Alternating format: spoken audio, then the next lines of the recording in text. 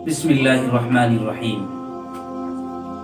ناظرین محترم، قربانی کے تعلق سے سوشل میڈیا پر کچھ روشن خیال، کچھ نام نہاد مسلمان مغربی تہذیب اور کلچر کے دلدادہ، ماڈرن اور لبرل قسم کے لوگوں کی طرف سے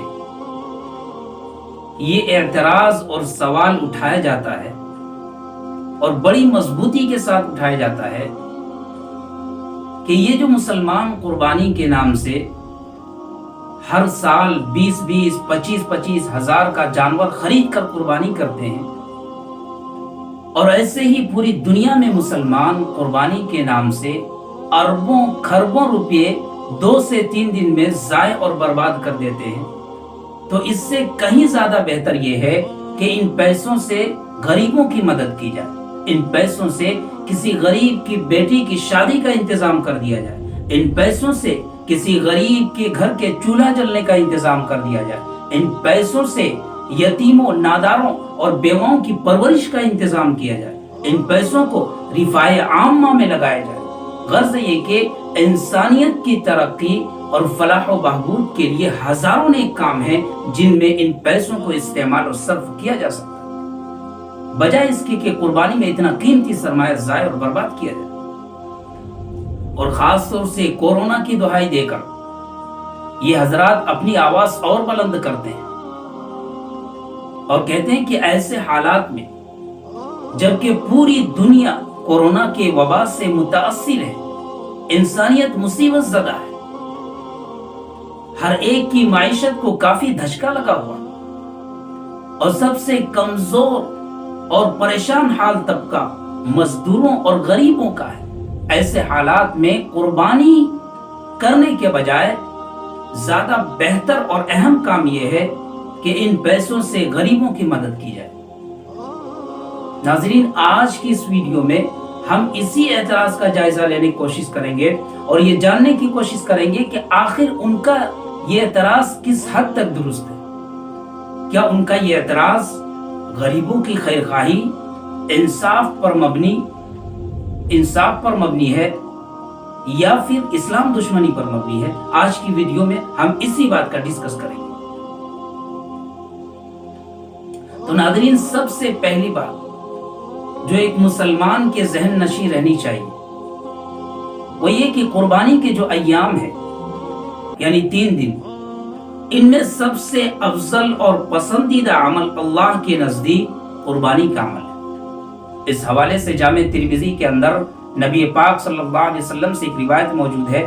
اللہ کے نبی علیہ السلام ارشاد فرماتے ہیں، ما عمل آدمی من عمل یوم النحر احب الی اللہ من احراق الدم، کہ قربانی کے ایام میں انسان جو بھی عمل کرتا ہے ان تمام اعمال میں سب سے افضل اور پسندیدہ عمل اللہ کی راہ میں جانور کا خون بہانا، یعنی سب سے پسندیدہ کام فقط جانوروں کو اللہ کے راستے میں قربانی کرنا ہے، قربانی کا ایام۔ اب جو لوگ اعتراض کرتے ہیں اور کہتے ہیں کہ قربانی کے بجائے ان پیسوں کو غریبوں پر خرچ کیا جانا چاہیے،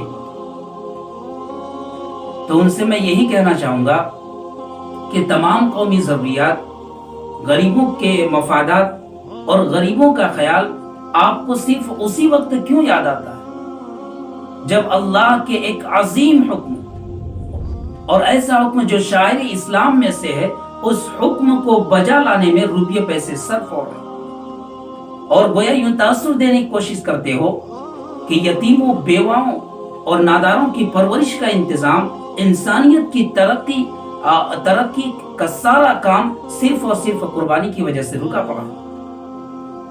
آپ کو غریبوں کا خیال اس وقت کیوں نہیں آتا جب آپ مہنگے مہنگے فون، مہنگی گاڑیاں اور مہنگے محلات تیار کرتے ہیں؟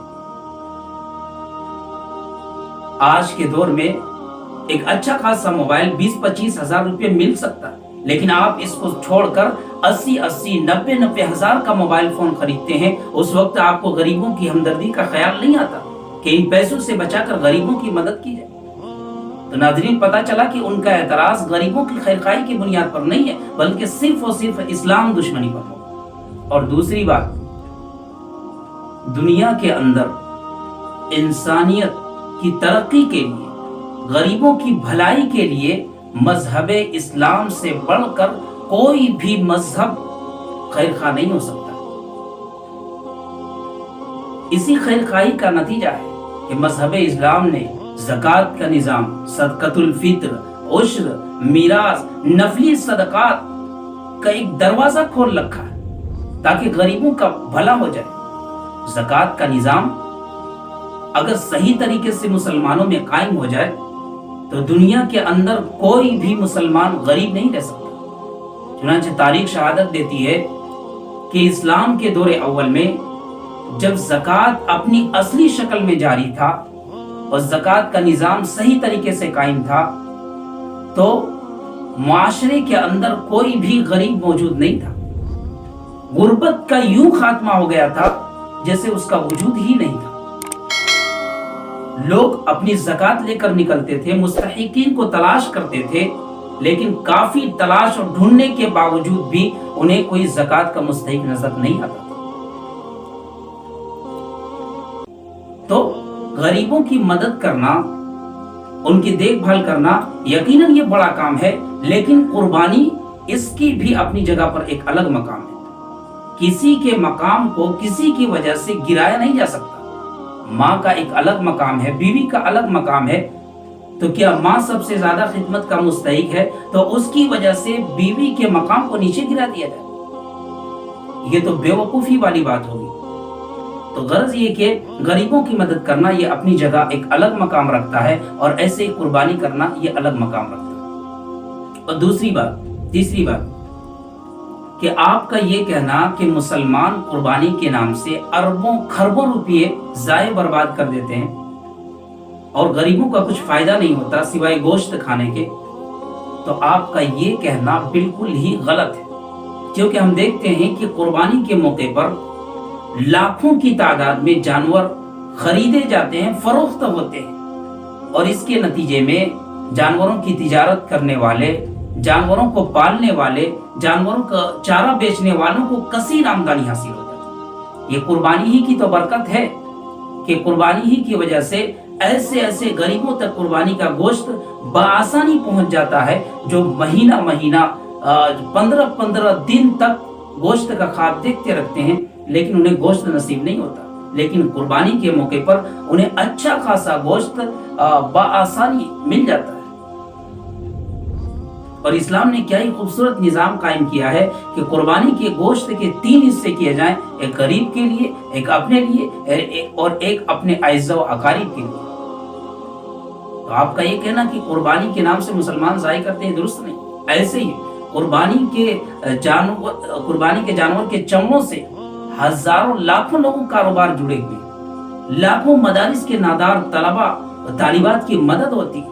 تو آپ کا یہ کہنا کہ قربانی کے نام سے مسلمان اتنا قیمتی سرمایہ ظاہر کرتے ہیں، یہ سراسر غلط اور اسلام دشمنی پر مبنی۔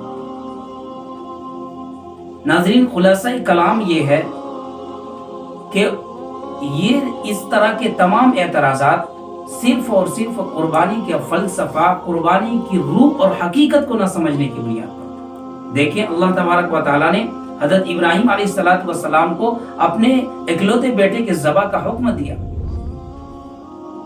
انہوں نے پلٹ کر سوال نہیں کیا اور حکمت معلوم نہیں کی کہ اللہ، آپ نے مجھے بڑھاپے میں اولاد عطا کی ہے، آپ اس کو ذبح کرنے کا کیوں حکم دے رہے ہیں؟